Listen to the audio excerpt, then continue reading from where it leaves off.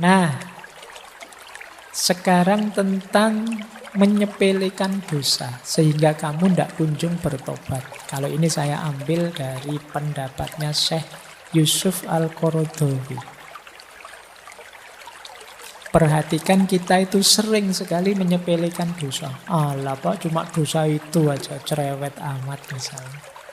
Biasa saja lah Pak, wong yo efeknya ndak besar. Hati-hati, kata Syekh Yusuf Al-Qaradawi, dosamu yang kamu anggap kecil-kecil itu bisa menjelma jadi besar. Makanya ada kalimat dalam dunia tasawuf itu, tidak ada dosa kecil yang diremehkan dan tidak ada dosa besar yang ditobati. Dosa kecil yang diremehkan dia akan menjelma jadi besar. Dosa besar yang ditobati, disesali, ya dia akan luntur jadi kecil bahkan hilang. Kapan dosa kecil jadi besar? Yang pertama, kalau diistiqomahkan. Jadi dikekalkan. Alah Pak, lihat video kayak gini, ini kan dosa kecil Pak. Kalau korupsi dosa besar, jadi saya istiqomahkan tiap pagi biar seger lihat. Nah, yaitu lama-lama pasti akan menjelma besar. Karena pengabaianmu terhadap dosa itu menunjukkan ketidaktakutanmu pada Allah. Ya dia dosamu akan menjelma besar. Meremehkan Allah itu kan dosa besar. Yang kedua, menganggap remeh. Alah kayak gini saja kok. Alah wong cuma gini saja kok. Nah, ini kamu anggap remeh. Ketika kamu anggap remeh, yang kecil jadi besar. Meremehkan kesalahan. Yang ketiga, senang mengejarkannya. Enak ya Pak. Nikmat ternyata dosa itu Pak. Ya wis. Jadi kamu menikmatinya. Orang yang menikmati tidak mungkin menyesali. Mungkin dia tahu itu dosa tapi ingin mengulangi. Karena kamu merasakan nikmatnya. Jadi pengaruhi jiwamu. Ketika mungkin kamu melakukan dosa, sadarkanlah jiwamu bahwa kenikmatan dari dosa itu palsu. Boleh kamu cari argumennya, silahkan biar tambah mantep, tapi sadarilah bahwa kenikmatan dosa itu kenikmatan yang palsu. Mungkin memang enak, mungkin memang nikmat, tapi kalau ilmumu nambah, nanti akan ketahuan efek merusaknya. Tidak hanya untuk dirimu, mungkin untuk banyak lingkunganmu, mungkin untuk anak cucumu dan seterusnya. Jadi ini yang ketiga. Kalau kamu merasa nyaman terus, ingin mengulang terus, ya dosa kecil bisa jadi dosa besar. Kemudian dosa kecil bisa besar kalau kita merasa aman dari hukuman Tuhan. Ini nanti akhirnya ya jadi menyepelekan. Allah itu ya Maha Penyayang, Maha Pengasih. Aku kan aliran yang paling diridhoi oleh Allah. Jadi mesti selamatlah aku. Jadi peremehan-peremehan seperti ini membuat dosa yang kecil jadi besar. Ayo ya melatih jiwamu untuk tidak menganggap bahwa Allah mesti mihak aku lah. Wong aku ini orang dalam kok. Aku yang punya kuncinya surga. Wong kuncinya surga itu sudah dibagi-bagi pada semua orang, katanya la ilaha illallah itu miftahul jannah. Barang siapa yang akhir hidupnya la ilaha illallah masuk surga. Saya melakukan dosa apa saja enggak apa-apa lah Pak. Nanti terakhir saya akan bilang la ilaha illallah. Menyepelekan. Jadi ya Islam itu enggak berat. Islam itu enggak rumit. Agama itu tujuannya memudahkan, tidak menyulitkan, tapi jangan diremehkan, disepelekan, sehingga kamu nabrak larangannya sambil menyepelekan. Ya seperti tadi rumusnya, bahwa manusia itu memang makhluk khotok wan nisyan, tapi itu bukan alasan engkau sengaja melakukan khotok wan nisyan. Kemudian yang kelima, dosa kecil yang dipamer-pamerkan. Nah, ini juga menunjukkan kamu bangga dengan dosamu. Saya tidak tahu, mungkin anak-anak muda hari ini lah kadang ya suka pamer aneh-aneh. Baru kali ini tahu rasanya ciu misalnya, whisky misalnya, terus dipamerkan di posting, dipamer-pamerkan. Wah, seneng aku nih pacar baru, mau aja diajak kemana-mana, nginep juga oke misalnya. Terus kamu foto, kamu share fotonya kemana-mana. Dosa yang semula kecil bisa jadi besar. Kenapa? Karena kalau kamu pamer-pamerkan, ada kemungkinan orang lain niru. Wah, kelihatannya kok asik ya kayak temanku itu. Aku tak beli ciu juga misalnya. Yang kecil bisa jadi besar.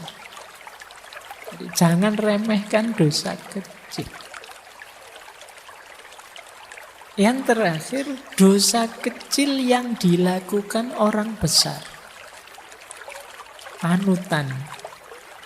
Orang terkenal. Orang yang followernya banyak.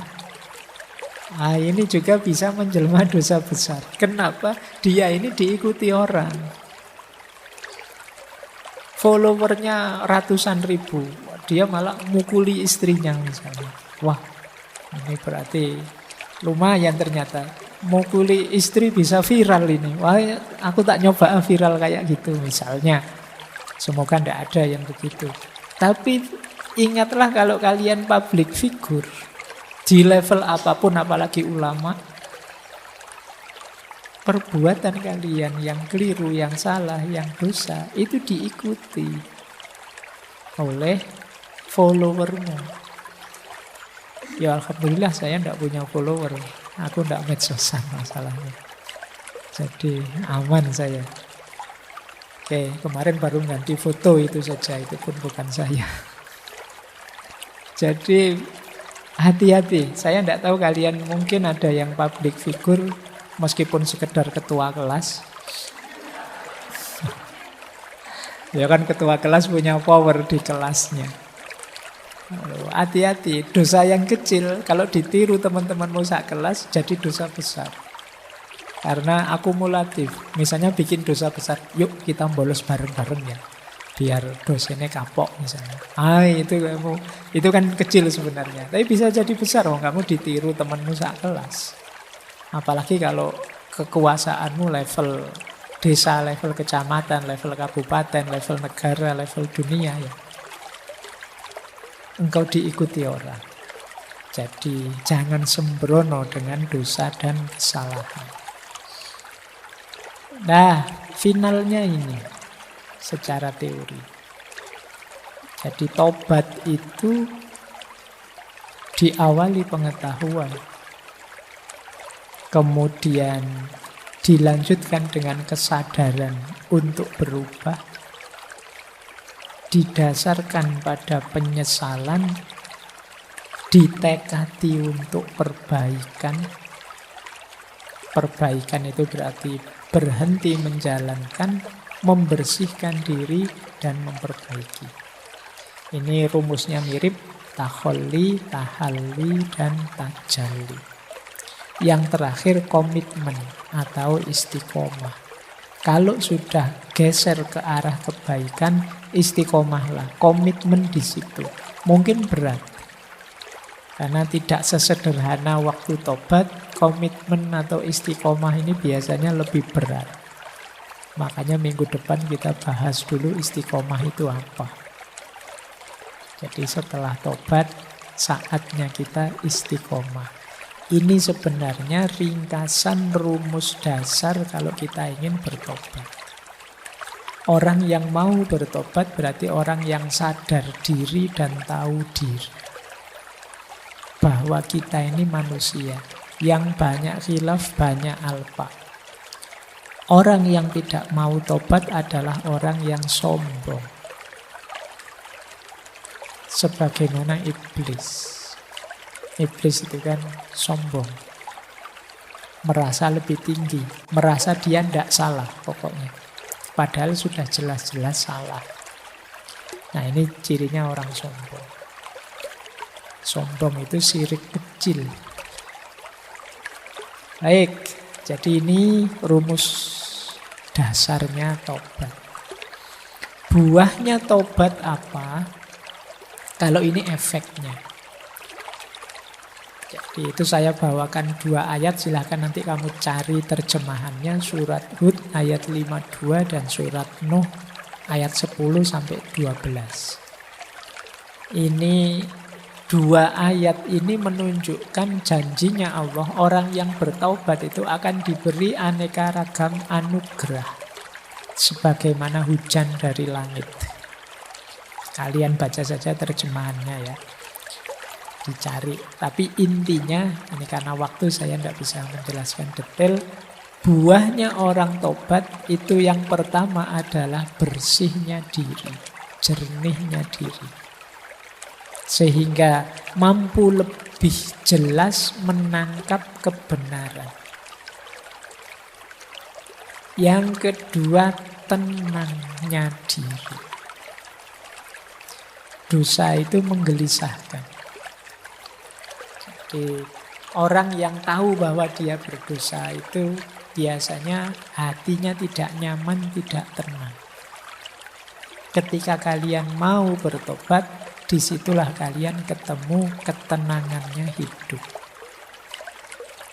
Jadi tergantung kamu ingin mencari kesenangan atau mencari ketenangan. Ketenangan akan membuatmu dekat dengan Allah, dalam bahasa agamanya mutmainah. Kalau kesenangan kadang menjauhkanmu dari Allah. Banyak orang mengorbankan ketenangan hidup hanya demi kesenangan yang sesaat. Nah, hati-hati, kalian harus cerdas karena ini ngaji filsafat, berpikirnya harus jauh ke depan. Tidak hanya menemukan senang, enak yang sesaat. Tapi carilah yang nilainya lebih, durasinya lebih panjang, lebih long lasting. Ini kayak hierarki nilai di seller kemarin. Jadi orang yang bertobat itu dia mendapat keuntungan, ketenangan. Yang ketiga, kedekatan dengan Allah tentu saja. Allah itu sangat sayang dengan orang yang tobat. Nanti ada hadisnya. Kemudian cinta ilahiyah, cinta pada Allah. Jadi taubat akan membawa cintanya Allah pada kita. Yang pada gilirannya juga akan menumbuhkan cinta kita pada Allah. Karena kita meninggalkan cinta-cinta yang lain, yang sifatnya duniawi. Dan yang kelima, ini yang ayat yang saya singgung tadi, anugerah. Allah itu saking inginnya kita bertaubat, dia menjanjikan macam-macam bagi orang yang taubat. Termasuk aneka ragam anugerah yang ada di 2 ayat tadi. Baik, jadi ini buahnya. Tapi buah tidak akan kita temui kalau prosesnya belum jalan. Jadi teman-teman silahkan. Ini teori jangan dihafalkan atau hanya untuk diceramahkan. Coba kamu jalani, kata orang Jawa, ngelmu kuwi kelakone kanthi laku. Kalau ingin benar paham seperti apa manfaatnya tobat, jalankan tobat itu. Baik, saya tutup dengan beberapa quotes. Kalau sudah quote, kalian sudah melek saatnya. Sudah mau ditutup. Ini menarik. Ada kalimat dari Robi'ah, istighfar kita membutuhkan istighfar lagi. Aku beristighfar kepada Allah dari ucapanku, aku beristighfar kepada Allah. Kita, kata Robi'ah, diminta menistighfari istighfar kita. Kenapa? istighfar kita selama ini banyak palsunya. Setiap hari, mungkin setiap habis sholat kita astaghfirullahaladzim. Kadang-kadang kaget pun yang keluar dari mulut kita astaghfirullahaladzim. Tapi istighfar kita tidak ada yang serius. Buktinya apa? Istighfar rutin tapi dosa juga jalan terus. Maksiat tidak kita rem sama sekali. Kesalahan tidak kita sesali sama sekali. Maka kata Robi'ah, aku beristighfar dari istighfarku sendiri. Istighfarku ternyata isinya bukan aku bertobat pada Allah, tapi justru istighfarku seakan-akan meremehkan istighfar itu sendiri. Dengan jalan dosa yang jalan terus, kekhilafan kemaksiatan yang tidak pernah aku sesali. Ini quotes pertama dari Robi'ah. Quotes kedua, ini nanti kalian renungi ya. Kalau ini menarik, kalau ini agak dalam. Ada orang bertanya pada Robi'ah. Orang ini merasa banyak dosa. Aku telah sering berbuat dosa. Dan semakin lama aku merasa tidak taat pada Allah. Apa kalau aku tobat, Allah mengampuniku? Robi'ah menjawab tidak. Tetapi kalau Allah mengampunimu, maka engkau akan tobat. Kamu pikir ya, ini agak dibalik logikanya. Jadi maksudnya apa? Keterbukaan hatimu untuk bertobat sungguh-sungguh itu hakikatnya sudah dibuka pintu ampunannya Allah untukmu. Anugerahnya Allah padamu. Diberi anugerah kok tidak diambil, ya berarti itu salahmu. Jadi bukan kalau saya bertobat Allah akan mengampuni. Allah akan mengampuni kalau Allah sudah mengampuni, maka aku akan terbuka untuk bertobat. Jadi tobat itu hakikatnya anugerahnya Allah. Maka tadi saya bilang, kapanpun kalian terbersit di pikiranmu untuk bertobat, itu adalah sirotol mustaqim, cahaya yang diberikan oleh Allah, doa yang kamu minta tiap hari untuk ditunjukkan jalan lurus. Itulah bentuk pengabulannya Allah, antara lain dalam bentuk kesadaran dan niatmu untuk tobat. Maka jangan ditunda-tunda, jangan dinanti-nanti maksudnya nanti saja. Ini nanti kalian renungi kalimat dari Robi'ah ini. Baik, saya tutup dengan beberapa kalimat dari Syekh Ibnu Athaillah. Saya akan baca saja, tidak saya jelaskan, mungkin sudah bisa dipahami mengingat waktunya. Ini saya ambil dari kitab Bahjatun Nufus, penerang jiwa, bukan dari kitab. Jadi ini kalian dengarkan ya. Perbuatan maksiat itu ibarat api, sementara kegelapan ibarat asapnya. Laksana orang yang menyalakan perapian di rumah selama 70 tahun, bukankah rumah tersebut akan menjadi gelap dan hitam? Demikian pula dengan kolbu. Ia akan menjadi gelap karena tumpuan maksiat. Ia baru menjadi bersih dengan tobat kepada Allah. Kehinaan, kegelapan, dan hijab terkait erat dengan maksiat. Jika engkau bertobat pada Allah, bekas-bekas dosa itu pun menjadi sirna. Saya lanjutkan lagi. Janganlah engkau berputus asa terhadap rahmat Allah dengan berkata, sudah berapa kali aku bertobat dan insaf. Terus kumat lagi, terus tobat lagi. Maksudnya begitu. Jangan putus asa. Sebab orang yang sakit sewajarnya akan terus minum obat. Mengharapkan tetap hidup dan menginginkan sehat selama roh di kandung badan, tanpa pernah merasa putus asa. Jadi penyakitnya manusia yang namanya khotok wan nisyan itu mungkin setara dengan diabetes atau darah tinggi atau kolesterol. Penyakit-penyakit yang membuat orang butuh obat terus. Obatnya namanya tobat. Jadi tidak apa-apa, tidak usah putus asa. Pak, saya sudah dosa, tak ulang lagi.